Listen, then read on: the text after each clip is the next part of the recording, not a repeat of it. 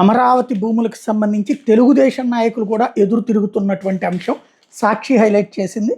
విలువైన భూములు ఇవ్వబోమంటున్న టీడీపీ మండల అధ్యక్షుడు తలశీల ప్రసన్నకి సంబంధించినటువంటి అంశాన్ని ఇక్కడ హైలైట్ చేసింది. గో బ్యాక్ మా భూములు ఇచ్చేది లేదు, గో బ్యాక్ అంటూ రాజధాని భూ సమీకరణ గ్రామ సభల్లో రైతులు పార్టీలకు అతీతంగా శనివారం కూడా పెద్ద ఎత్తున నిరసనగా వినిపించారు. సభ జరిగిన ప్రతి చోట స్థానిక టీడీపీ ఎమ్మెల్యే తెనాలి శ్రావణ్ కుమార్ అధికారులకి ఉక్కిరి బిక్కిరి చేశారు. ప్రశ్నలతో హోరెత్తించారు. భూములు ఇచ్చేందుకు ఎవరు సిద్ధంగా లేరని తెగేసి చెప్పారు. లక్షల ఎకరాలు తీసుకుని ఏం చేస్తారంటే వాళ్ళపై విరుచుకుపడ్డారు. రాజధాని భూ సమీకరణ సమాయత్త సభలలో భాగంగా గుంటూరు జిల్లా తాడికొండ మండలం గరికపాడు గ్రామ సభ నిర్వహించిన అనంతరం తాడికొండ విచ్చేసిన ఎమ్మెల్యే శ్రవణ్ కుమార్ అధికారులు సభ మొదలు పెట్టేందుకు మైక్ అందుకోగానే రైతులు వాళ్ళని అడుగడుగున అడ్డుకుంటూ నినాదాలతో హోరెత్తించారు.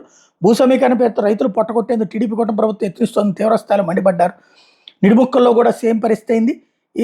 ఈ సభల్లో ఓ మహిళ మాట్లాడుతూ మీరు చెప్పినవన్నీ జరుగుతాయి, ఒకవేళ ఇవన్నీ జరగకపోతే మీరు మాపై దయించి మాకు కూడా చట్టాలు వర్తించాలి, జీవో తీసుకురండి, అప్పుడు రైతులకు న్యాయం జరగకపోతే మీ మీద చర్యలు తీసుకుంటాం, అంతేగాని అధికారం ఉందని మీరు భూములు తీసుకెళ్ళిపోతే తర్వాత మేము టెంట్లు వేసుకుని ధర్నాలు నిరసనలు చేయలేం, దయచేసి మా భూములు వదిలేయండి అంటూ తీవ్ర స్వరంతో చెప్పారు.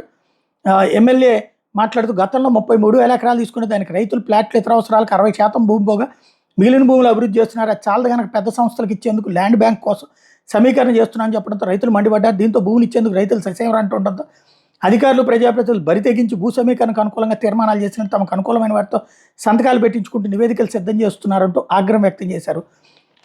భూములకి అక్కడ ప్రసన్న ఎవరైతే మండల టీడీపీ అధ్యక్షుడు తలశీల ప్రసన్న మాట్లాడుతూ గతంలో పూలింగ్ సమయంలో 2 లక్షలు ఉన్న ముంపు పొలాలకు ఇచ్చిన ప్యాకేజ్ ఇప్పుడు 3 కోట్ల నుంచి 7 కోట్లు బలుగుతున్న మా మెరక పొలాలు ఒకటేనా అని ప్రశ్నించారు. అప్పటి పరిస్థితులు వేరు, ఇప్పుడు పరిస్థితులు వేరు అన్నారు. అప్పుడే అదే ప్యాకేజీని ఇప్పుడు మాకిస్తే ఎలా చెల్లుబాటు అవుతుందని ప్రశ్నించారు. మీరు హామీ ఉండి మా తరపున పోరాటం చేస్తాంటే మీ హామీ మీద అయితే భూములు ఇస్తామన్నారు. దీంతో ఎమ్మెల్యేకి ఏం చెప్పాలో అర్థం కాలేదు. అందులో మరో రైతు మైక్ అందుకుని అందరి తరపున నేను మాట్లాడుతున్న ఇప్పుడు భూములకు ధరలు ఉన్నాయి, భూములు ఇవ్వడానికి రైతులు ఎవరు సుముఖంగా లేరు, ముందు 44,000 ఎకరాలు అన్నారు. ఆ గ్రామాలలో సభలు పూర్తయ్యాక మళ్ళీ అదనపు గ్రామాల్లో సభలు నిర్వహిస్తున్నారు. అసలు ఎంత సమీకరణ చేస్తారు, లక్షల ఎకరాలు తీసుకుని ఏం చేస్తారని ఎమ్మెల్యే శ్రవణ్ కుమార్ అధికారులు నిలదీశారు.